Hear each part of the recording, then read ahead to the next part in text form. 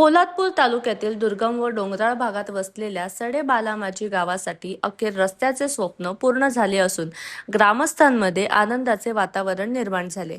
स्वातंत्र्यपूर्ण काळापासून या गावाला पक्का रस्ता नव्हता, त्यामुळे गावातील नागरिकांना अनेक वर्ष मोठ्या हाल अपेष्टा सहन कराव्या लागत होत्या। गावात कोणी आजारी पडल्यास मातीच्या रस्त्यातून खासगी वाहनाने जीव धोक्यात घालून रुग्णालयात न्यावे लागत होते।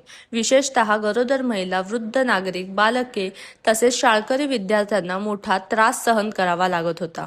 पावसाळ्यात परिस्थिती अधिक बिकट होत असल्याने ग्रामस्थांनी अनेकदा रस्त्याची मागणी केली। महाड विधानसभा मतदारसंघाचे आमदार तथा महाराष्ट्र राज्य रोजगार हमी, फलोत्पादन व खारभूमी विकास मंत्री भरत गोगावले यांच्या विशेष प्रयत्नातून मुख्यमंत्री ग्राम सडक योजनेअंतर्गत या रस्त्याचे काम पूर्ण करण्यात आले। यासोबतच जलजीवन मिशन योजनेच्या कामाचा उद्घाटन सोहळा देखील याच वेळी पार पडला। त्यामुळे ग्रामस्थांनी समाधान व्यक्त करत मंत्री भरत गोगावले यांचे आभार मानले। ग्रामस्थांनी फटाक्यांच्या आतिषबाजीत व पुष्पवृष्टी करत आनंद व्यक्त केला। आता आमच्या गावाचा विकासाचा मार्ग मोकळा झाला। यापुढेही आम्ही शिवसेनेच्या पाठीशी ठामपणे उभे राहणार असल्याचा विश्वास यावेळी संजय उतेकर यांनी व्यक्त केला। पहिलं तर मी स्वतःला धन्यवाद समजतो, कारण आम्ही ज्या सह्याद्रीच्या कुशीमध्ये राहतो त्याचप्रमाणे ही जी माझी लोक आहेत पोलादपूर तालुक्यातली, ही सगळी जवळजवळ सगळीच गावं आमचे नातेवाईक, सोयरे, पाहुणे असे आम्ही सगळे एखादे गुंतलेलो आहोत। परंतु हा डोंगराळ भाग म्हणून सिद्ध झालेला होता पूर्वीचा, आणि तो आम्हाला कमी कमी करत आणायचा होता। तर जवळजवळ सगळीच कामं जी काय अडीअडचणी दूर केलेली आहेत, त्यामधलं हे एक महत्त्वाचं काम होतं, ते आज दूर झालेलं आहे। फार समाधान वाटलं आम्हाला, ज्यांनी जागा दिलेत आणि ज्यांनी काम केलं आहे आणि काम पूर्ण झालेलं आहे। त्यानंतर पाण्याचं काम पण मग चंद्रकांत कळंबेने सांगितलं आहे, ते पूर्ण झालं। घरकुलं इथली आहेत, त्यांच्या चाव्या द्यायच्या होत्या पण त्या थोड्याशा पाठीपुढं झालं, त्या देऊ। अशा प्रकारची जी डोंगरामध्ये गावं आहेत ती आम्हाला कवर का करायची आहेत। आता एक ठोपल्याच्या मुऱ्याचं काम आहे, मागच्या वेळेला त्याला आम्ही पैसे टाकले, अर्धवट काम झालेलं आहे। परत पुढच्या टप्प्यात पैसे टाकून त्याला पूर्ण करतो, कारण तिथं पण माणसं राहतात, ती बिचारी वरची घरं खाली येत नाहीत। त्यांच्या रस्त्याला जेवढे आम्ही पैसे टाकतोय तेवढे त्यांच्या घरांना पैसे देऊन खाली आणलीत ना तर ते सुखी होतील, पण ते वरती हवेच्या ठिकाणी असल्यामुळे ते काय घरं सोडायला तयार नाहीत।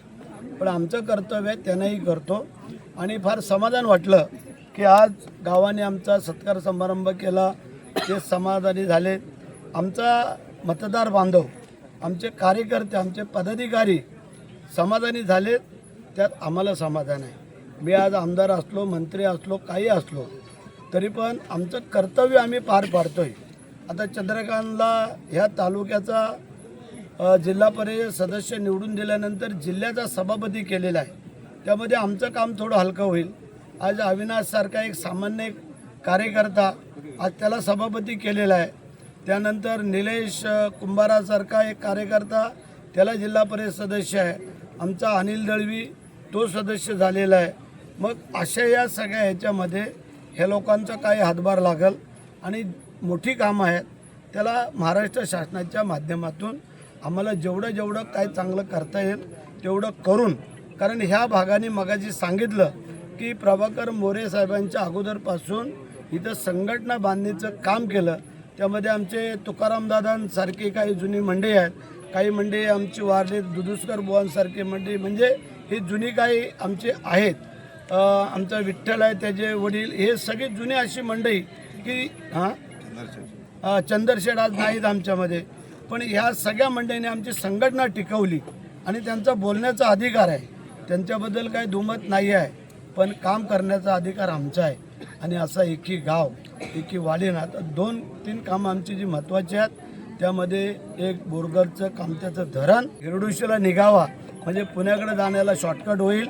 आणि दुसरा जो आमच्या भागामध्ये पिंपळवाडीकडं एक मधला, जर आता कोण चालायला जात नाही, पूर्वी आमची पायवाटेशिवाय लोक जात नव्हती, आता गाडीने 84चा फेरा घालावा लागतो, ते मध्ये 5-7 किलोमीटरचा रस्ता झाला तर त्यांना शॉर्टकट होईल। आणि अशा प्रकारचं आमचं काम आहे। जे काय आमच्यावरती जनतेने जबाबदारी दिलेली आहे 4 वेळेला निवडून, त्यांचा मी आभारी आहे. चंद्रकांतला 4 वेळेला निवडून दिलेलं आहे. या सगळ्यांच्याबद्दल मी त्यांचा आभार व्यक्त करतो.